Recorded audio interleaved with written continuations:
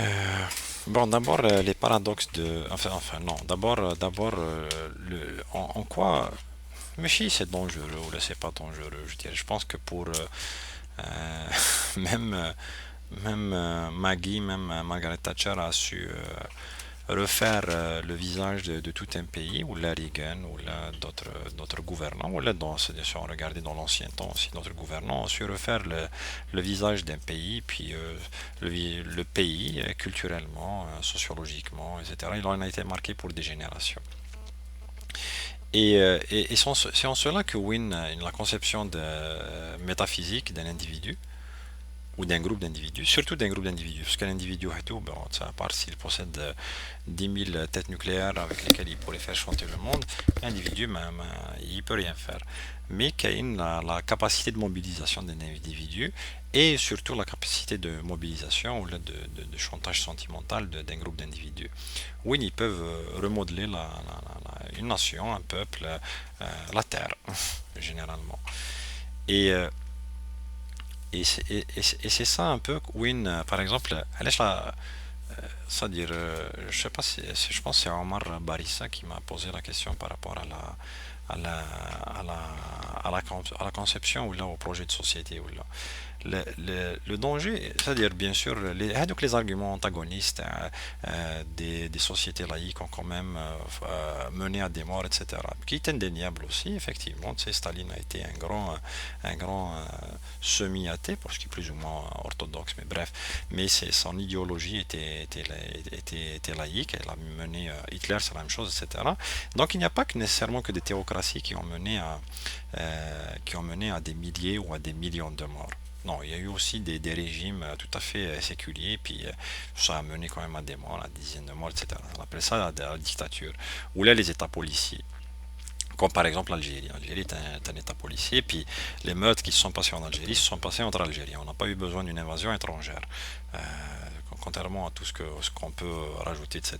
Ça a peut-être servi des intérêts, mais les gens qui ont tué, pour la plupart, pas pour la plupart, car 100% des gens qui ont tué en Algérie, c'est des Algériens.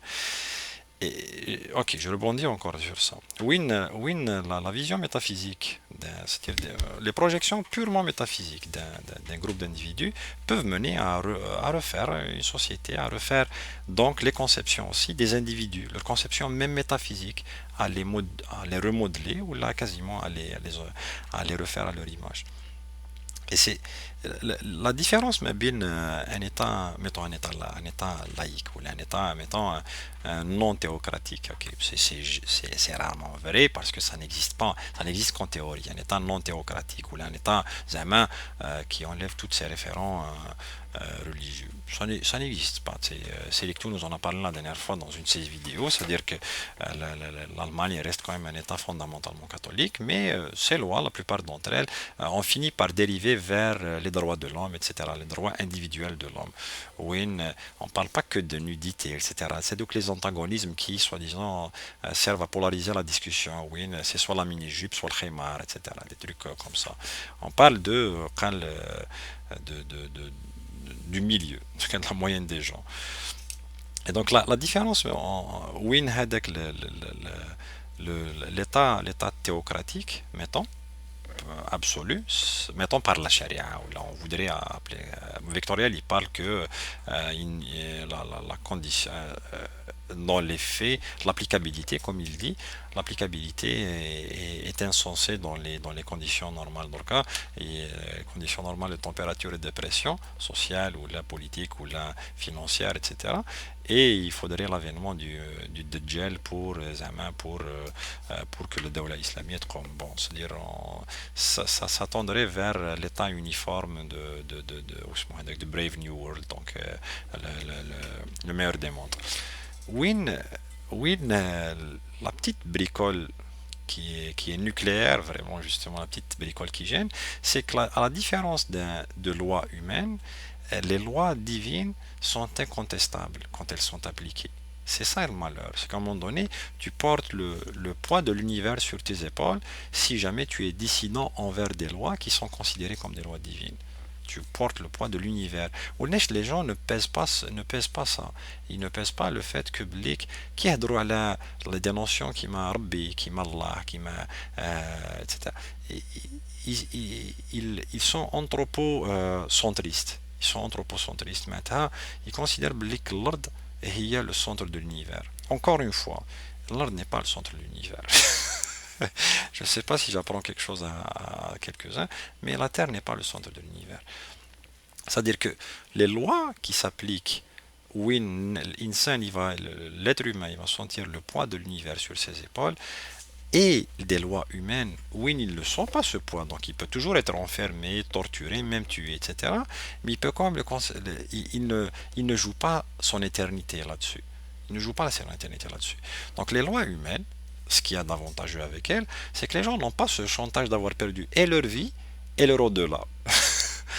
Les lois divines, le chantage taham, c'est que la personne, si elle est dissident, du moins le moindrement qui est dissident, ou là qui est contestataire, ou là qui les conteste, ou là qui les rejette, il joue et sa vie et son au-delà, pour ceux qui y croient.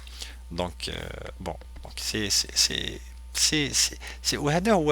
l'enjeu principal de la théocratie versus la non-théocratie, quel que soit l'autre système qui peut être bien, critiquable, etc. etc. Mais c'est l'enjeu principal. Je vous soumettrai l'un des paradoxes l'un des paradoxes de l'existence. Encore une fois, je reviens à la logique, ou la logique fondamentale. Où il y a, vous pourrez lire sur la logique, ou la logique des propositions, la logique philosophique. Il y a par extension, ou là par inférence, la philosophie a fait énormément de logique aussi. Et l'un des paradoxes de l'existence, c'est qui m'est justement à Wittgenstein, c'est l'étonnement devant l'existence du monde. Je ne sais pas s'il y a assez de temps parce que je ne suis pas en train de chronométrer, mais l'étonnement devant l'existence du monde, c'est c'est, euh, d'un point de vue absolu. Ok, on ne s'étonne, c'est-à-dire on ne s'étonne que de ce qu'on peut, c'est-à-dire on ne s'étonne de l'existence de quelque chose que si on peut. C'est pas de la rhétorique, c'est de la logique. On ne s'étonne que de ce dont on peut prouver l'inexistence. Maintenant, on s'étonne de l'existence de quelque chose, mais si on peut prouver, si on peut concevoir l'inexistence de cette chose. Donc, notre étonnement devant l'existence d'un est tautologique. Il n'est pas logique. Il est redondant, il est circulaire. C'est plus de la poésie que c'est de la poésie qui peut se transférer après sur la religion, qui peut se transférer sur la métaphysique, sur des investigations métaphysiques ou irrationnelles ou mystiques, etc. Mais c'est un étonnement infondé du point de vue logique. حلل وناقش هكا افز سفاسي ساقينا في غالم دغوري. J'espère que j'ai pas dépassé 10 minutes. Je vais aller faire dodo. صحيتو في الامان et à bientôt.